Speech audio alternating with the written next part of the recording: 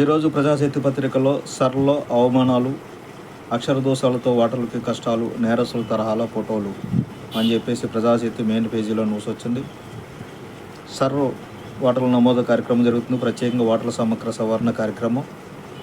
రాష్ట్రంలో ప్రజానీకానికి చేదు అనుభవాలు కూడా ఎదురవుతున్నాయి. ఎన్నికల కమిషన్ నోటీసులు జారీ చేస్తున్న వారిలో ఎక్కువ మంది అక్షర దోషాలతో ఇబ్బందులు పడుతున్నారు. సర్టిఫికేట్ల పరిశీలన పేరుతో నేరస్తుల తరహాలో వీరి ఫోటోలు తీస్తున్నారు. ఎన్నికల కమిషన్ లెక్కల ప్రకారం రాష్ట్రంలో 44,25,000 మందికి పైగా నోటీసులు జారీ చేయవలసింది.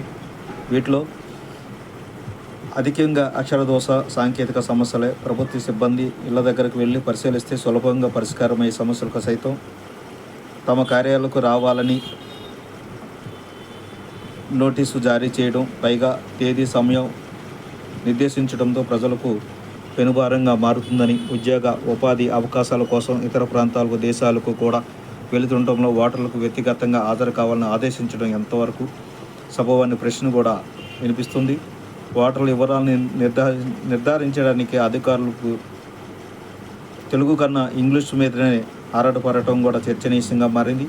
పెద్ద సంఖ్యలో పేర్లు తెలుగులో సరిగానే కనిపిస్తున్నప్పటికీ ఇంగ్లీష్లో సరైన స్పెల్లింగు టైప్ చేయకపోవడంతో తప్పులుగా కనిపిస్తున్నాయి. ఆ తప్పులకి ఎవరిని ఇవ్వాలని అధికారులు ఓటర్లకు ఆదేశిస్తున్నారు.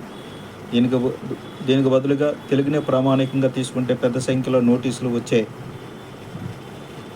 ఇచ్చే భారం తప్పే అవకాశం ఉంది. తెలుగు రాష్ట్రంలో మాతృభాషను విస్మరించే విధంగా వ్యవహరించడం కూడా చర్చనీయాంశంగా మారింది.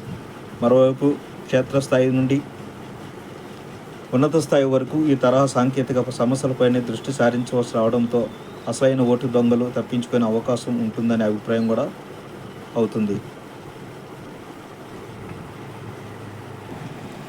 ఇలా అనేక సమస్యలపైన ఈరోజు సిపిఎం ఆధ్వర్యంలో, విజయవాడ రాష్ట్ర కమిటీ ఆధ్వర్యంలో రౌండ్ టేబుల్ సమావేశం జరిగింది. దీనికి ప్రముఖ అడ్వకేటు సొక్కర్ రాజేంద్ర ప్రసాద్ గారు హాజరయ్యారు.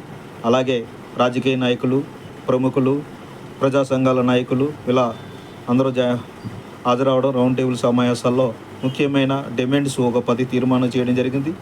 ఈ యొక్క రౌండ్ టేబుల్ సమావేశంలో ఓటు పరిరక్షణ వేదిక అని ఒక వేదికని ఏర్పాటు చేయడం జరిగింది.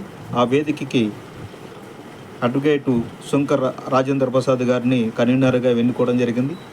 ఈ యొక్క 10 డిమాండ్స్తో రాష్ట్ర ఎలక్షన్ కమిషన్కి కూడా అర్జీ ఇవ్వాలని చెప్పేసి తీర్మానం జరిగింది. ఆ 10లో 18 సంవత్సరాలు నిన్న వాళ్ళకి ప్రతి ఒక్కరికి ఓటు కల్పించాలని, ఇంటికి వెళ్ళి ప్రత్యేకమైన క్యాంపెయిన్ చేయాలని, రెండవది ప్రతి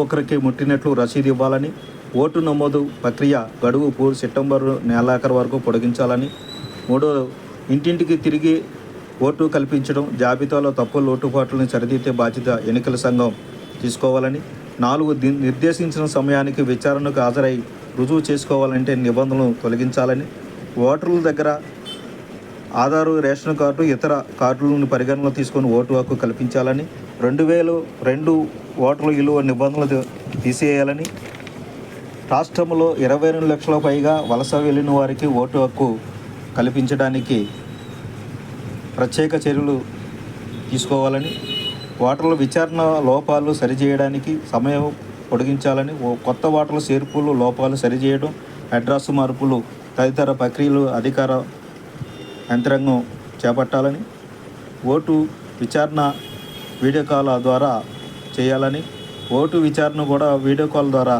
చేయాలని, సిబ్బంది సంఖ్యను పెంచాలి, సిబ్బందిపై అదనపు భారం వేసి వేధించడం మానుకోవాలని చెప్పేసి ఈ యొక్క 10 డిమాండ్స్తో